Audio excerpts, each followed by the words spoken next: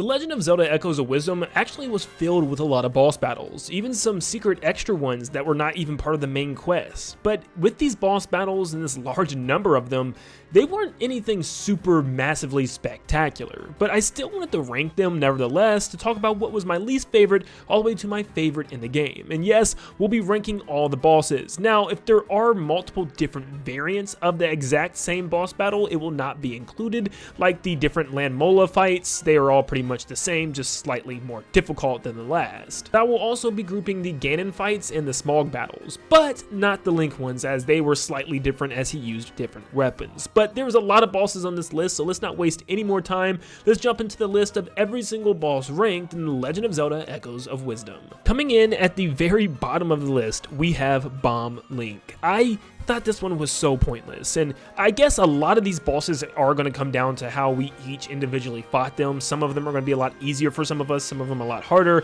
but this one was just nothing. I mean, I genuinely don't even think he came close to hitting me one time. He throws these bombs out super slowly, and it's just like, how in the world do you let that detonation hit you? Yes, he does have bomb chews that seem to follow after a distinct path, but even those didn't really get near me. I just couldn't see how a boss featuring Link throwing bombs could have been any sort of difficult or any sort of exciting, and it's exactly that, just extremely dull. Next up, we have Vavor, which is a boss of the Jabu ruins, and oh gosh, I hated this fight. It was very close for this one being at the very end because it let me down so much. For one, it's just an underwater 2D fight, and it's very simple to gimp. All you need to use is the sword in order to slice the bumps off of its back. And once you get pretty good at this, you can literally take this boss out in, no joke, under 30 seconds. It's incredibly unsatisfying. There's just nothing that goes on that really requires you to use echoes or any type of abilities that the game gives you. All you do is swim above it and use your sword. In phase 2, he comes out of the water, and I really thought that we'd have to build over some type of path or build some type of way to get to the top of him, but no, he flips over where we just hit him again. There was no type of thinking or plotting or planning. You dodge some whirlpools and then you slice them, it's over. This was so underwhelming. Now, I'm not going to show all the different Landmola fights. They're all pretty much the same, just increasingly more difficult, but there's 3 of them and they're pretty basic. At least you have to use some type of ability this time where you'll actually use your bind in order to grab it and pull it out of the sand, and then you can wail on it. That's it. It's just that easy. He will come in and out of the sand off and on, back and forth.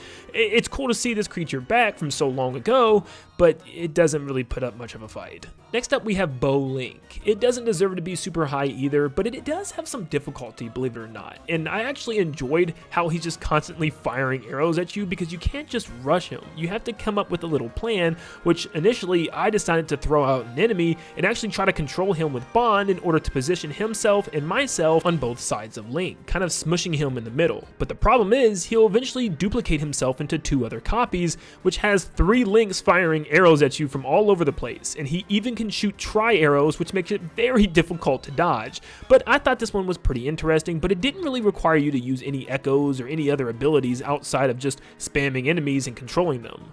Next up, we have the giant jellyfish boss, which was an optional boss from the shipwreck over there in the Zora region, but this one was okay. I mean, overall, it just had many jellyfish going around it like a carousel, and if you had any type of powerful enemy, like I used the level 3 Dark Nut here, and he just spins around, and you can even pick him up in order to hit the top ones, so literally he would just do all the work as I sat and watched. And like I said, this list definitely does come down to your echoes that you use and how you use them, but yeah, all you had to do is throw out any enemy, actually, and just have them attack the little ones and just wait for the big one to fall down in the middle. Nothing super special, but it did require you to do a couple of things in order to expose the weak point, which I liked. Or you could just use Zelda's arrows in her sword fighter form, which actually made very quick work of all of them. Now you might wonder why the sword fighter Link fight is as high as it is on this list, and that's just simply due to the fact that it's the first fight of the game and it's actually not terrible. There's different ways you can approach it as well.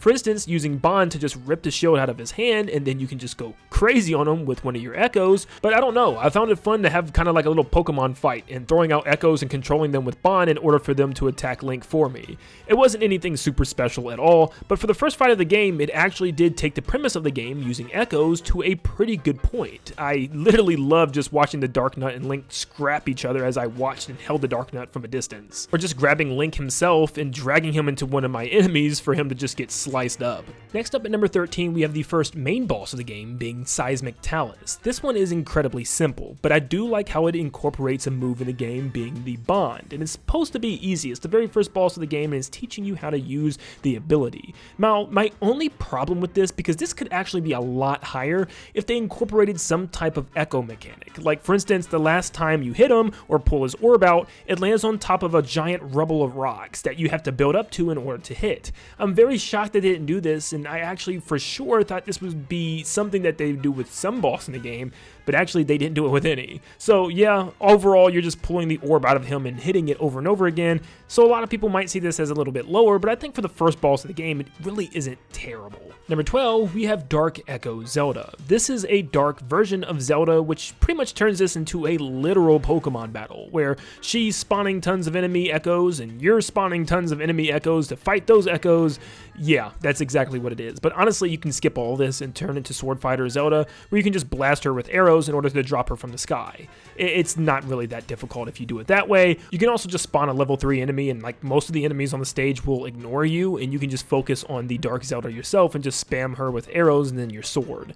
It really wasn't anything super special, but it wasn't meant to be, as it was kind of a phase 1 to the final boss. Next up we have Flame Talis, which I'll admit I fought like an absolute dummy. It took me maybe 10 minutes to figure out which echoes to use in order to extinguish the flames on him, because nothing was working. I tried Hydrazoles, but they didn't really work as good as I wanted them to. A lot of the time they just kept getting crushed, or I couldn't get them to actually extinguish the flames on the body and the hands and the head, and the hard part was the flames would quickly appear again unless you hurry up and extinguish them on all the parts. Yeah, this was just annoying, but after trying Ice Robes and Ice Keese and even a Freezered, which would just get me hit because it was so heavy to carry, I finally decided to use my brain for once and used a fan, which actually worked out pretty well. I'm sure the Freezered would have as well, but yeah, these were definitely obvious options just to blow out the flames, and it worked super good. But this one was obviously a little bit more unique than the original Talis and even some of the bosses that were before it on this list, simply due to the fact that you actually had to use specific echoes in order to extinguish the flames, which I wish the game had more instances like this, of using echoes and using things that you found along your adventure. And we are now down to the final 10, starting off with number 10 being Volvagia, making a grand return from Ocarina of Time. But as cool as this boss looks, and as a lot of people would probably want to put it higher just because of that fact, it's a very simple, non-engaging fight, believe it or not. It's still pretty interesting, and I still had fun trying to grab his necklace and rip it off, but at the end of the day, it's just about dodging orbs and making your way over to the platforms in order to rip off his necklace. Yes, you'll occasionally have to place a stone down in order to reach him during phase 2, but there's not much that changes. He flies around, drops into the lava, you go to hit him. It's just that simple, and once again, I wish there were segments where he would just be flying above and I had to build up in order to hit him or something. Once again, using more echoes like the game needed you to, which was reaching a lot of areas and building up. Just nothing like that actually happened. And another big factor is this boss battle goes on for a very long time. In fact, I think it's one of the longest bosses in the game outside of the final boss, which also is strange because nothing really gets much more difficult. It's extremely easy to take him down. It's just rinse and repeat over and over again. Number 9, we have another boss making a return, being Mah Handela. And this one is obviously based off of Hyrule Warriors version if you just look at the similarities, but this is kind of teaching you what you'll have to do for the final boss, where at least this is what I thought. I've seen some people just feed him bombs, but what I wanted to do was just pull his head out and have one of my echoes just pretty much chop off all of its limbs, which was pretty simple, but I like the kind of dual action we got to do here. Kind of the teamwork of having my echo do something while I was helping him in turn, instead of just watching my echo do all the work. You'll also fight him in 2 different phases, as the first time he'll actually leave the room and go to another one, which you'll fight him later on in the dungeon, but for it overall to be a basic concept, I thought it was pretty neat to work together like that. Number 8 is against Lord Jabu, where you're fighting him in a giant lake where he's constantly trying to suck you up and everything else that's in the water as well.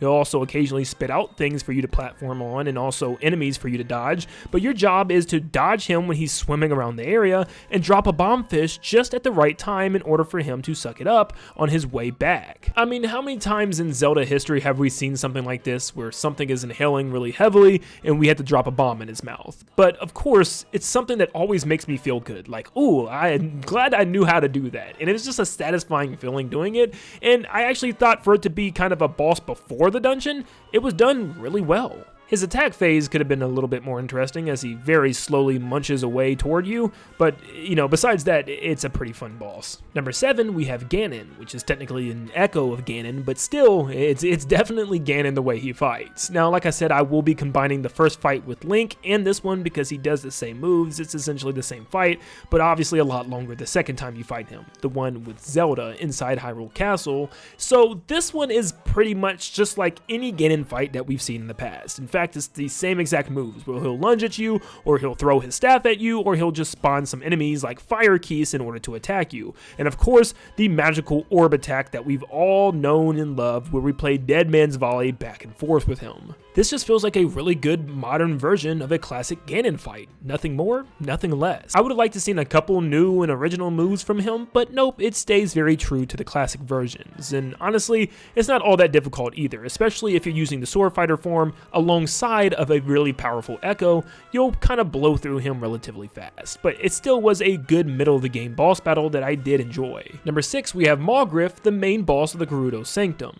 This one was actually really cool because once again, it actually used some type of specific echo or object in order to take out the boss, which were the stone statues that were all over the dungeon itself, which was perfect to take him out. You would have to hold one or just get behind one in order for him to slam into it, which wasn't that difficult because you didn't even have to pick it up if you didn't want to, but halfway through you'll probably have to make an echo of one as they'll all disappear as they sink into the quicksand, or at least just grab them and save them before they sink. I also like how there was 2 different ways you could attack him. Instead of just waiting for him to charge at you from the side of the stage, he'll actually go up eventually and drop down from the ceiling, where you can spawn a statue and go beside it in order to have him just kind of crash into it, but you actually have to be holding it in order for this to work. This was a pretty quick and easy boss, but it was one I definitely had a fun time fighting. Coming down to the final 5, and at number 5 we have this Gooey thing. It kind of sucks that some of the bosses don't even have names that aren't main bosses, but this is the mini boss of the Lanayru Temple, and this one might be very simple for a lot of people,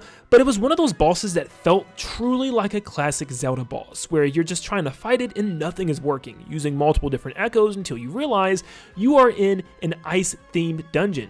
You gotta use ice, and once you freeze it, you can break it apart, and it breaks apart into multiple different mini versions, which actually gets very overwhelming. This boss goes on for a kind of long time. It reminded me of Phantom Manta from Super Mario Sunshine, where the more you hit it, it would just continue to break apart. And we've seen bosses like this also in Zelda's past, but this one, having to freeze every single one before you could defeat it, actually proved to be quite a challenge. I also like how just spawning ice-themed enemies just wasn't enough. Like spawning a freezer sometimes would just not be enough to freeze some of the bigger Gooeys, and you'd actually have to control him with your bond in order to make sure that he wasn't getting attacked. And yeah, it was pretty cool because he would actually auto-aim and turn and freeze the enemy. You're just like picking it up and controlling him, and I really loved that part. I thought this boss was a lot better than what a lot of people give it credit for, and it was one of my favorites in the game for sure. Number 4, in this same dungeon, the main boss of this area, being Scorch, was pretty interesting as well. Once again, fire and ice themed enemies is no stranger to Zelda games, and we have one in Echoes of Wisdom in the form of Scorch. Now, I'm not gonna lie, this was literally how I wanted to attack the ice portion of his helmet. This was stupid. This was not working well later on. It may be working right now that you're seeing, but who does this? But thankfully later on I got some brains and realized that some of the enemies like the Wizrobes were the best. Using a fire or ice Wizrobe and just picking them up in order for them to target the helmet was definitely the best option. And pretty much what you have to do is use a fire enemy on an ice helmet and an ice enemy on a fire helmet until it breaks apart completely, allowing you to wail on the enemy when his helmet is gone, removing his crystallized body. Once again, it's a good boss because it had you using various different echoes, which I was a pretty big fan of. You could also rip the helmet off once all the ice or fire powers was gone, which was strange though, because I was like, what's the point? It never really did anything unless there was something I was missing, but if you wanted to, you could do that. Maybe it lets you do more damage or something to him. But yeah, I thought this was actually a really cool fire and ice themed boss, and Scorch is such a great name. And number 3, we see a brand new boss that we have definitely never seen before, being Gohma. No, seriously, this is like the millionth time we've seen Gohma. Like, it's actually insane. But yes, it performs like Gohma performs, crawling up on walls with a giant eyeball that, yes, you can actually use Zelda's arrows in her sword fighter form in order to blast it off the wall when it opens its eyeball, or you can use an electric enemy in order to charge up the crystals on its legs and its pincers. Doing so will bring it down to the ground where you'll have to climb up on it in order to attack it, which at first I got super excited because I thought we had to build up to get to the top, but you don't really need to do that. If you just have like the frog ring, you could jump on top of it regularly, or you can just literally jump on top of it, I think as Sword Fighter Zelda, so yeah, you didn't really have to build, which definitely let me down. But still, it's pretty fun, and it's a really good boss battle. And he spawns like lots of little baby Gomas that you can use in Echo to take them out as you're focusing on the big one. But either way, I thought it was done pretty well. But please, Nintendo, I think we can do with a break from Goma for a while. Coming in at number 2, I really never ever thought this boss would have been this high until I really sat and I really thought about it, and I said, this boss does things that none of the other bosses really does. None of the bosses really utilize echoes the way I was really hoping them to, besides this one, where you literally have to use echoes and use things in the room in order to kind of complete a puzzle while also fighting a boss. Yes, I'm talking about Smog, and there's 2 different battles you'll fight, but they're both very similar, but in slightly different ways, and I wanted to combine them. In the first one, you'll fight him in kind of a full-fledged 3D room, where you have to get all his little pieces to connect in order to build one giant Smog, which means you'll have to place echoes around the room in order to create paths for them to go around and for them to bump into each other, which you're not able to attack until all of them are together. And then there's only specific attacks that you can use in order to damage it, almost like you have to hit it in its eyeball with some type of projectile, which I found throwing boulders to be the most successful. But then you'll find him a second time in the Farron region with a secret dungeon, where it's the same fight, but this time in 2D, which even makes you think a lot more, at least in my opinion. I found it to be a little bit more difficult than the other one. It's also cool that you can kind of grab them for a slight second before he rips away, so you can kind of manipulate the direction that he's moving in by grabbing him and letting go, where he'll change directions. But there's a lot of thinking and planning and plotting that goes into this boss battle with your echoes that definitely didn't appear in any other boss battle in this game. As long as this might run out, this was actually one of my favorites that I've actually came across. So Smog was definitely a surprise that I definitely needed in a game full of pretty mediocre bosses in my opinion, but it still wasn't number 1. Number 1 comes down to the final boss of the game being Null, which actually takes a page from HAL Labs in the Kirby games, having multiple phases for its final fight. In the first phase, you and Link will actually battle the creature together, where you'll have to pull its arms in order to reveal its tendrils for Link to slice, or you can have one of your own echoes also help Link in order to slice these arms off as well. It's pretty much the Mah Handela fight, but a lot more climactic with a lot more arms and things going on as well. But then the game will shift to phase 2. I really enjoyed this phase. Once again, not being a big fan of 2D portions in these Zelda games, I thought this was handled very, very well. And this is an underwater 2D fight, which definitely tells you something. It's definitely better than Vavor, which even spawns in this battle, but literally just as an obstacle. But I'm not even 100% sure I did this right, but I would keep spawning enemies like the Chomp Fin in order to attack him, as I would grab him and pull him closer, because if you don't, your enemies won't be able to catch him as he's moving way too quickly. So you had to keep grabbing him like a harness and bringing him into your enemies or your echoes that you would spawn, which I thought was done so well. Then you'll go back and enter phase 3, which is a giant climactic battle just similar to the first phase, but obviously a lot more difficult now. Null will use echoes of past bosses in order to attack you, like using the seismic Talis spin attack, or even the Scorch roll around the room attack, which is pretty hilarious. But it's the same concept where you're kind of working the support role. As Link is actually being the hero and slicing things up, you need to help him out by grabbing the arms and holding them back, and even using your echoes in order to aid Link, which is a different role that I truly did enjoy in this game. In the past games, we've seen Zelda help by giving Link an item or something, but this felt very close to Spirit Tracks, actually allowing Zelda to be a main focus here. She's not just standing there or shooting arrows, she's actually doing a lot of work, and I love seeing Link and Zelda seriously fight and battle like this alongside each other. It's something that I've actually been wanting to see for a very long time now. And at the very end, you'll have to mash the A button in order to rip the Triforce of Power out of its grasp, which is a truly, really spectacular ending. and it's probably one of the best 2D Zelda endings I've seen to date. But that is every single boss battle in The Legend of Zelda Echoes of Wisdom ranked, from worst to best. But let me know in the comments down below what your least favorite or your favorite boss was. Does your list match mine? Because odds are it definitely does with a game like Echoes of Wisdom, where there is multiple ways to take out these bosses. Thank you guys so much for tuning in. Make sure you leave a like and subscribe before you head out, and like always, I'll see you all on the next one. See you guys.